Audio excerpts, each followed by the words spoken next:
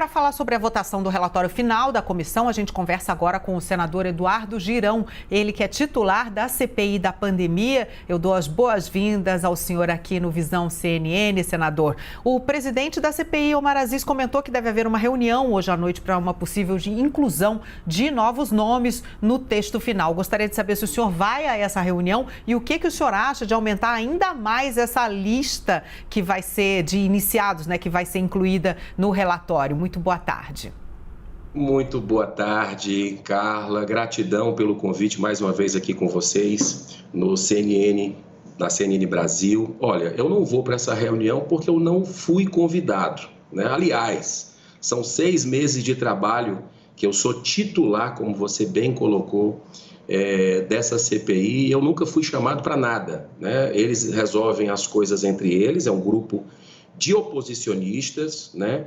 Que, no meu ponto de vista, respeitando quem pensa diferente, está muito claro o viés politiqueiro dessa CPI, né? Algo assim focado realmente em não analisar, não rastrear corrupção, desrespeitando os requerimentos que deram origem à própria CPI. Então, eles não me convidam, né? Assim, e eu também, como não faço parte do grupo dos governistas, não sou convidado para lá também.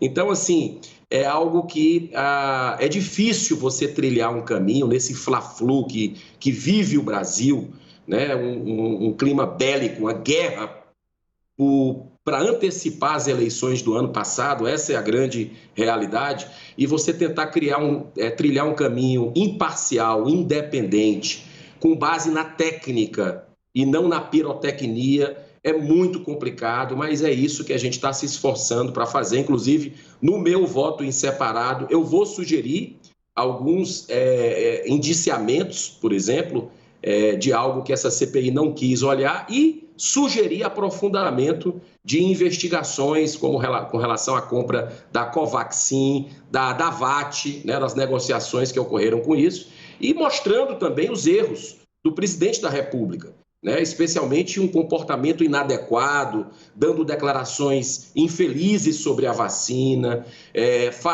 causando aglomeração, não usando máscara. Agora, fazer disso uma narrativa para colocar na conta do presidente da República 600 mil vidas, como faz, isso é brincadeira, isso aí é algo que a gente precisa ter responsabilidade com o país. Senador, o senhor poderia adiantar quais são os nomes que o senhor pretende incluir no seu voto? Então, quais seriam as pessoas que o senhor colocaria como indiciados depois de todas essas reuniões? A gente acompanhou aqui, viu efetivamente a participação do senhor aí muito ativa em todas as sessões da CPI da pandemia. Carla, vamos lá, tem um fato escandaloso que onde eu ando, porque eu sou um parlamentar que ando nas ruas, nas feiras, olhando nos olhos das pessoas, andando de avião de carreira, né? E a gente percebe uma indignação do povo brasileiro que começou a acompanhar essa CPI, começou a dar crédito a essa CPI, mas quando viu a manipulação explícita para blindar poderosos, começou a perder o respeito, a não levar a sério essa CPI. E um dos nomes que eu procurei me aprofundar aqui é o caso do Consórcio Nordeste, né? O Consórcio Nordeste, que é uma associação entre governadores, que comprou 300 respiradores que nunca chegaram até hoje, há mais de 1 ano e meio, não chegaram ao povo. Não tenho dúvida que pessoas morreram por causa disso e tem um grande esquema de corrupção investigado, com documentos que nós recebemos e que essa CPI não quis chamar uma pessoa sequer, mesmo tendo requerimentos de minha autoria, de outros colegas, ela não quis chamar. Mas a gente conseguiu o compartilhamento de uma CPI que lá do Rio Grande do Norte está acontecendo com relação ao Covidão. E nesse compartilhamento veio dados assim escabrosos e a gente está colocando no meu voto em separado amanhã, pedindo, embasando o indiciamento, por exemplo, do Carlos Gabas, que é ex-ministro do governo Dilma, atual diretor do Consórcio Nordeste, mesmo com essas denúncias de 1 ano que a gente fala, porque eu denunciei antes mesmo da CPI, ele continua lá, né, recebendo um salário de quase 20 mil reais e continua à frente desse consórcio. Então, eu estou sugerindo o indiciamento dele, estou pedindo para a PGR se aprofundar mais ainda em investigações das negociações da Covaxin, aqueles agentes públicos do Ministério da Saúde e agentes privados também que tentaram ali dar um golpe no governo federal. Eu acho que essa CPI deixa um legado, né, para a gente não dizer que é toda desmoralizada,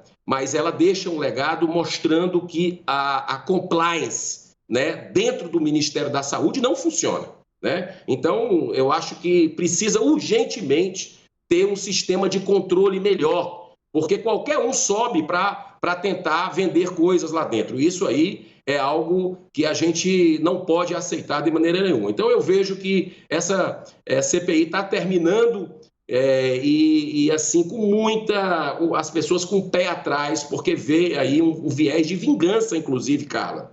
É forte falar isso. Mas é um viés, inclusive, de vingança pessoal, regional. Você vê essas inclusões que estão querendo fazer aí no relatório. Então, a gente percebe outros interesses que não da nação brasileira, que quer justiça. O povo brasileiro quer saber o que aconteceu, quer justiça, mas não quer justiceiros. E o que a gente vê são justiceiros aí fazendo politicagem para o ano que vem. Senador, sua velha conhecida, Basília Rodrigues, tem uma pergunta. Já era para ter ido embora, inclusive. Fiquei para fazer pergunta. Senador, justamente sobre essas inclusões aí no relatório, o senhor é favorável à inclusão do nome do governador do Amazonas, o Wilson Lima, ali nos pedidos de indiciamento? Ou o senhor acha que abre espaço para que outros governadores também possam ter o seu indiciamento sugerido? Ou o senhor considera que isso também é um exemplo de perseguição política? Basília, ficou muito evidente, você que acompanhou isso minuciosamente, muitas vezes eu tomei informações dessa CPI, que eu sou titular, por informações suas, né? Um trabalho exímio que você tem feito. A gente percebe um movimento regional, de política regional, isso é triste, né? Você vê umas perseguições nesse nível. O governador não foi ouvido. Olha só, cadê o direito da ampla defesa, do contraditório, que é básico, né? Eu sou favorável, você sabe disso, cobrei durante esses 6 meses que governadores viessem. Agora, o Supremo Tribunal Federal, que mandou o Senado abrir essa famosa CPI, não deixa que os governadores venham. Então, agora, o Supremo deixa que venham outros indiciados que covardemente foram colocados como investigados pela CPI sem sequer ser ouvidos. Eu vou dar só um exemplo para você. A questão do Dr. Mauro Ribeiro, que é o presidente do Conselho Federal de Medicina. Como é que não se vai ouvir esse homem? Ele foi atacado durante esses meses todos, chamado de tudo dentro daquela CPI, e ele quer ir na CPI. Isso é que é interessante, ele quer mostrar os argumentos dele. O problema é que essa CPI não aceita quem pensa diferente. Quem não confirma as narrativas dessa cúpula simplesmente começa a ser destratado, começa a ameaça de prisão, começa um festival de barbaridades que enojou o cidadão de bem brasileiro. Agora, o doutor Mauro Ribeiro ser colocado, um médico que está aí há décadas salvando vida, presidente da autoridade máxima de medicina no Brasil, ser colocado como indiciado sem sequer ser ouvido, isso é uma vergonha, uma mancha que vai ficar para a eternidade dentro dessa CPI. Então, o senhor não concorda com a inclusão do nome de um governador nessa lista de indiciados, né? De possíveis indiciados. O senhor falou aí dessa inviabilidade de ouvi-los, mas os próprios governadores, a exemplo de Wilson Lima, pediram para não comparecerem em seus depoimentos, né? O governador do Amazonas, ele era esperado, a gente estava lá e ele optou por continuar no estado. Ele nem mesmo veio a Brasília. Exatamente, o Supremo agiu porque provocado, senador. Agiu porque provocado, mas tem 2 pesos e 2 medidas, né? Se você pegar, Carla e Basília, por exemplo, secretários de saúde do estado inteiro, a gente poderia ter investigado isso. Eu tenho dezenas de requerimentos que essa CPI nem sequer analisou. Nós estamos até vendo alguma coisa com relação à responsabilidade da CPI nesse caso, né? Porque é uma omissão muito grave você ter lá, por exemplo, empresários Carla e Basília, e vocês estão nos assistindo no Jornal Visão CNN. Empresários envolvidos em falcatruas que deram um prejuízo milionário, né? E aqui a gente sabe que desviar a verba pública de saúde, ainda mais em época de pandemia, isso não é apenas corrupção, isso é assassinato. E a gente não poder trazer esses empresários aqui, foram blindados, não poder trazer secretários de gestão, que inclusive foram exonerados por causa desse escândalo, por exemplo, do Consórcio Nordeste, que envolve, diga-se de passagem, supostamente 2 ex-ministros de governos anteriores. Então, que moral tem essa CPI para vir falar em indiciar pessoas e falar em corrupção, pessoas que nem sequer foram ouvidas? Então, isso é uma indignação que vem do fundo da alma e do coração. O governo errou sim, principalmente o presidente da República, né? Cometeu alguns erros e eu estou apontando no meu relatório de forma firme. Agora, a gente não pode fechar os olhos para um requerimento que foi assinado por 45 senadores da República.